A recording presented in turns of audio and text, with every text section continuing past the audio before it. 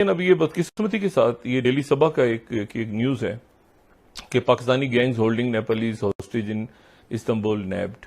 तो ये अगर वहां पर मेन स्ट्रीम में आ रही हैं खबरें तो इसका मतलब है कि हमारे लोग वहां पर जो हैं वो उनका कोई अच्छा नाम वो नहीं, और ना सिर्फ ये कि यूरोप में बाकी जगहों में छोड़ दें, लेकिन ये मैं बात कर रहा हूँ सिर्फ टर्की की। और उसके बाद फिर अरब न्यूज ने आज ये खबर लगाई कि Turkey titans visa policy after Pakistani nationals found involve in Istanbul kidnap. तो वहाँ पे जो वाकयात की खबरें आ रही हैं वो बड़ी ही खतरनाक हैं और बहुत ही मैं समझता हूँ शर्मनाक हैं पाकिस्तानियों के लिए और पाकिस्तान की गवर्नमेंट के लिए। हम लोगों ने असल में ये समझ लिया है कि हम तुर्की हमसे मोहब्बत करता है, हम जो मर्जी गैर कानूनी काम करेंगे वो हमें मोहब्बत से गले लगा। कॉर्पोरेशन के अंदर इंडियन बैठे में अपनी जमीन से, अपनी कल्चर से, अपनी जबान से, अपनी तारीख से मोहब्बत करते हैं, उनको कोई इंफीरियरिटी कॉम्प्लेक्स। आपके पाकिस्तानी बस वहां जाके कश्मीर की बात करते हैं और इस्लाम की वो मुस्लिम ब्रदरहुड की ऑर्गेनाइजेशंस को फीड करते। अब पूरी दुनिया से अगर पाकिस्तानियों को इस तरह निकाला जा रहा है, क्यों? कि वो इमरान खान साहब की सियासत जो है उन मुल्कों में लेके जा रहे हैं जहां पे तो वो लोग अपने हक में वहां पे सियासी बात नहीं कर सकते, तो पाकिस्तान को वो कैसे अलाउ करेंगे?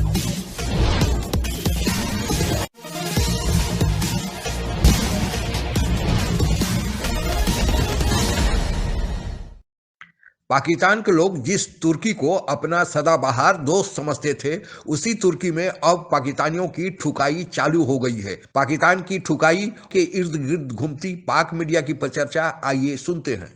लेकिन अब ये बदकिस्मती के साथ ये डेली सभा का एक न्यूज़ है कि Pakistani gangs holding Nepalese hostage in Istanbul nabbed. ठीक है, वहां पर जो नेपाल के कुछ लोग थे उनको एक पाकिस्तानी गैंग ने पकड़ के वहां पे टर्किश पुलिस ने वो तकसीम स्क्वायर से अगवा किया था। विक्टिम्स वो वॉक कर रहे थे तकसीम स्क्वायर पे और वहां पर उनको जो है वो अगवा कर लिया और उसके बाद एक घर में ले गए और 3 दिन तक वहां पर टॉर्चर किया। ये उसके बाद पुलिस ने वहां पे रेड किया और रेड करने के नतीजे में वहां पे छुड़ाया उनको, जो नेपाल के लोग थे, और ये पाकिस्तानी गैंग था। और ये जो है ये गैंग जो था ये मांग रहा था 1 लाख यूरोज उनसे रैंसम में। ठीक है, अब ये अच्छा ये खबरें मेन स्ट्रीम अगर वहां पर जी 10,000 यूरोज, तो ये अगर वहां पर मेन स्ट्रीम में आ रही हैं खबरें तो इसका मतलब है कि हमारे लोग वहां पर जो हैं वो उनका कोई अच्छा नाम वो नहीं, और ना सिर्फ ये कि यूरोप में बाकी जगहों में छोड़ दें, लेकिन ये मैं बात कर रहा हूँ सिर्फ टर्की की। और उसके बाद फिर अरब न्यूज ने आज ये खबर लगाई कि Turkey titans visa policy after Pakistani nationals found involve in Istanbul kidnapping. अब पाकिस्तान के बाद तो आपका दूसरा मुल्क तो तुर्की है ना जी। तो तुर्की में ये जो वाकयात हो रहे हैं, ये जो किडनैपिंग के वाकयात हो रहे हैं, तो वहाँ पे जो वाकयात की खबरें आ रही हैं वो बड़ी ही खतरनाक हैं और बहुत ही मैं समझता हूँ शर्मनाक हैं पाकिस्तानियों के लिए और पाकिस्तान की गवर्नमेंट के लिए। जी हम लोगों ने असल में ये समझ लिया है, मसलन मैं दो बड़ी अहम बात करने लगा हूँ कि हम तुर्की हमसे मोहब्बत करता है, हम जो मर्जी गैर कानूनी काम करेंगे वो हमें मोहब्बत से गले लगा ले। पाकिस्तानी और अफगानी आपस में कर रहे हैं, अफगानी का गला नहीं काटेगा, पाकिस्तानी का जरूर काटेगा, और पाकिस्तानी का तो जरूर काटेगा। अपनी जमीन से, अपनी कल्चर से, अपनी जबान से, अपनी तारीख से मोहब्बत करते हैं, उनको कोई इंफीरियरिटी कॉम्प्लेक्स नहीं होगा। टाटाज हैं, बिरलाज हैं, इन सब ने अपने ही मुल्क में इन्वेस्ट किया, इंडस्ट्री बनाई। टॉप कॉर्पोरेशन के अंदर इंडियन बैठे में ये ट्विटर है, माइक्रोसॉफ्ट है, गूगल है, बैठे हुए। आपके पाकिस्तानी बस वहां जाके कश्मीर की बात करते हैं और इस्लाम की वो मुस्लिम ब्रदरहुड की ऑर्गेनाइजेशंस को फीड करते हैं। लेकिन एक चीज मुझे बताएं कि ये जो लोग अब वहाँ पे किडनैप हो रहे हैं या इस तरह की जो खबरें आ रही हैं, जाहिर है कि टर्किश अथॉरिटीज को भी पता चल रहा होगा, ये तो पाकिस्तान की बदनामी नहीं है? तो इसमें पाकिस्तानी की गवर्नमेंट को भी तो कुछ ना कुछ करना चाहिए ना कि इस तरह के जो लोग जा रहे हैं। आपके पास अभी खबरें नहीं आई पाकिस्तान की मीडिया के पास। क्राइम की रुथलेसनेस, हमारा वैश्यपन, जो बर्बरियत है, ये माजरत के और अफसोस और दुख के साथ ये हमारे नेशनल कैरेक्टर का हिस्सा बन गया है। अब पूरी दुनिया से अगर पाकिस्तानियों को इस तरह निकाला जा रहा है, क्यों? कि वो इमरान खान साहब की सियासत जो है उन मुल्कों में लेके जा रहे हैं जहां पे तो वो लोग अपने हक में वहां पे सियासी बात नहीं कर सकते तो पाकिस्तान को वो कैसे अलाउ करेंगे। अब सुनने में आया है कि जो पाकिस्तान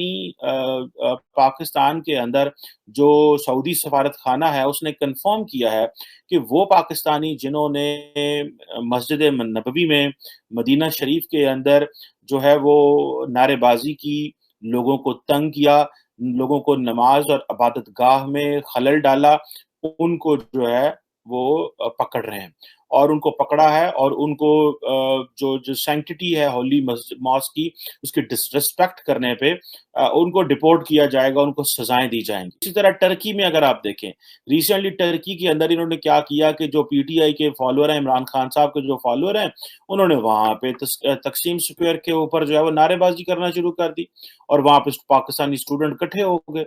उन्होंने जो नारे लगाए और कहा जी इमरान खान जिंदाबाद और फलां और ये वो, टर्किश अथॉरिटीज ने पकड़ के उनको जेलों में डाल दिया। समझ ही नहीं है कि वो अंधे हो जाते हैं किसी को फॉलो करते करते। जब इनके ऊपर फाइनेंशियल पेनल्टीज पड़ेंगी, जब ये जेलों में गलेंगे सड़ेंगे, तो देन इनको पता चलेगा हम किसके लिए ये सारा कुछ कर रहे हैं। जब इनके घर में अगर 50,000 70,000 रुपया नौकरी से सऊदी अरब में आ रहा था और ये जो टर्की में बच्चे पढ़ रहे थे, जब इनको यूनिवर्सिटियों से फारिग किया जाएगा तो फिर तो ये कहेंगे हम किस चक्कर में, हमने कौन सा नया पाकिस्तान बना रहे हैं, आप तो पाकिस्तान को मजीद गरीब कर रहे हैं। वो आपका वजीर आज़म है और अपने एंटोराज के साथ गया वहाँ और एक फ़ॉरेन मुल्क में गया, सऊदी अरेबिया में गया, और वहाँ जाके ये जो लोगों ने अपनी हरकत दिखाई है, मैं कहता हूँ कि इससे बुरी हरकत आप देख ही नहीं सकते। And I can assure you कि आपके अभी जो रिस्ट्रिक्शंस लगने वाली हैं ये आपको पता चल जाएगा बड़ी जल्दी। देखें, आज आपकी सियासत पहले पोलराइज थी, आज आप फ्रेगमेंटेशन की तरफ जा रहे हैं। आज वो उस तोड़ फोड़ का शिकार है कि जहां आप एक दूसरे को गाली गलोच की तरफ ले जा रहे हैं। जो इफ्तिखार साहब ने पेशावर वाले वाक़े की तरफ इशारा किया, इस तरह के बेतहाशा वाक़े होंगे और जिस तरफ आप कह रहे थे कि ट्रिगर होगा, that could be any time. क्यों? इसलिए कि आप सियासी नफरत, शर्रंगेजी में इस हद तक इस कौम को पिछले कई सालों से आगे ले गए तैयार करके कि जहां वो सियासत छोड़ के, एविडेंस छोड़ के, इल्जामात की बुनियाद पर एक दूसरे को कब्रों तक पहुंचाने के लिए तैयार कर। भारत ने जब कश्मीर का विशेष दर्जा समाप्त किया था तो तुर्की ने भारत के खिलाफ पाकिस्तान का समर्थन किया था और यह लगता था कि तुर्की और पाकिस्तान और करीब आ रहे हैं। लेकिन तुर्की के राष्ट्रपति तैयब उर्दगन और पाकिस्तान के प्रधानमंत्री इमरान खान के बीच अहम का टकराव, दोनों की व्यक्तिगत महत्वाकांक्षाएं और दोनों देशों के बीच कई अंतर्राष्ट्रीय मुद्दों पर आपस में मतभेद ऐसे कारण थे कि जिसके चलते दोनों देशों के बीच दूरियां, फासले बढ़ने लगे हैं। आर्थिक संकट से गुजर रहा है। भारत ने यहाँ फायदा उठाकर तुर्की को ड्रोन खरीदने के नाम पर आर्थिक मदद देना शुरू कर दिया है। इसके विपरीत तुर्की का दोस्त तो पाकिस्तान कहता है, लेकिन पाकिस्तान तुर्की को इस स्थिति में कोई भी मदद करने की स्थिति में नहीं है, क्योंकि पाकिस्तान खुद ही कंगाली के कगार पर खड़ा है। साथ ही आप लोगों को पता ही होगा कि कश्मीर के मुद्दे पर पाकिस्तान ने बहुत कोशिश की कि ओआईसी की बैठक बुला ली जाए और अगर बैठक संभव न हो तो सऊदी अरबिया भारत के खिलाफ एक बयान ही दे दे। लेकिन सऊदी अरबिया ने तो बैठक बुलाना दूर, अभी तक कोई बयान भी भारत के खिलाफ नहीं दिया है।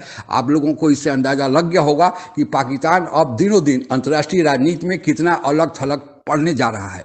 साथ ही तुर्की को चूंकि आर्थिक मदद की जरूरत है, भारत ने ड्रोन खरीदने का एक करार करके भारत की रक्षा आवश्यकता पूरी हो रही है। साथ ही तुर्की ने एक और काम किया है और वहां पर तुर्की ने शेख मुजीबुर रहमान की एक प्रतिमा भी हाल में स्थापित किया है। आप लोगों को पता ही होगा कि शेख मुजीबुर रहमान ही एक ऐसे नेता थे जिन्होंने पाकिस्तान का 2 टुकड़ों में बंटवारा किया था और भारत ने उसमें उनकी मदद की थी। तो पाकिस्तान में शेख मुजीबुर रहमान को बहुत ही गद्दार के रूप में देखा जाता है। हमेशा ही लोग शेख मुजीबुर रहमान की उलाहना और भर्त्सना करते रहते हैं। वैसे शेख मुजीबुर रहमान को तुर्की में मूर्ति बनाकर स्थापित करना, यह लगता है कि पाकिस्तान से दूरी बढ़ रही है और पाकिस्तान में यह कहा जा रहा है कि यह सब भारत के इशारे पर हो रहा है।